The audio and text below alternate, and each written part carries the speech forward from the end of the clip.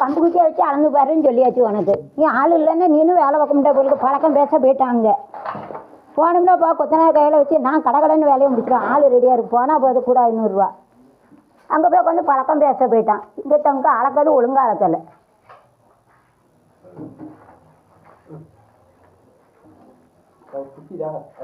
பாட்டில் இப்போ எங்கள் அம்மா அப்பா பணம் அனுப்புமா நல்ல கொத்தனார் கையாடு கேட்ட இருக்கு 50 டக்கு டக்குன்னு வேலையை முடிச்சிடும். போனால் போது பணம்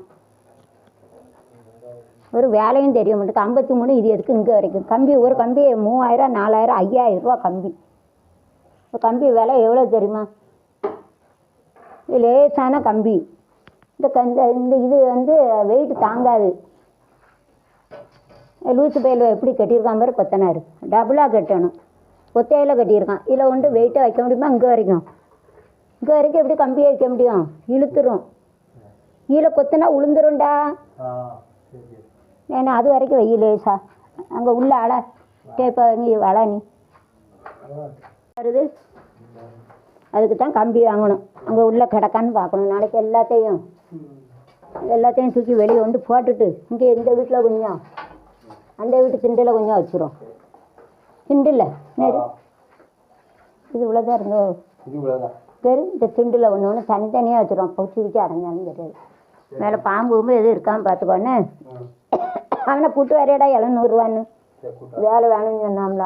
அவனை சொல்லு இந்த அக்கா பைசா இல்லை அவங்க அம்மா பைசா அனுப்பலை சரியா 700 தான் கொடுப்பாங்க வேணுன்னா வா அப்படின்னு சொல்லி. இல்லை நீனே வேலை வரும்.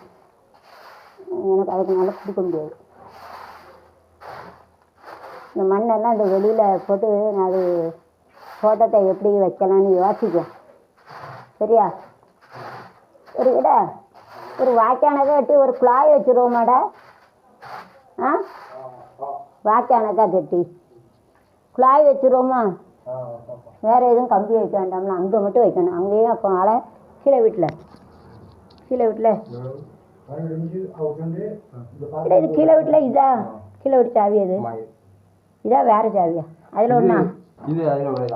அப்போ கீழே திற பார்ப்போம். அங்கே ஒரு கம்பி அளக்கணும்ல. அங்கே திற அங்கே ஒரு கம்பி இருக்கலாம் வந்துடும்.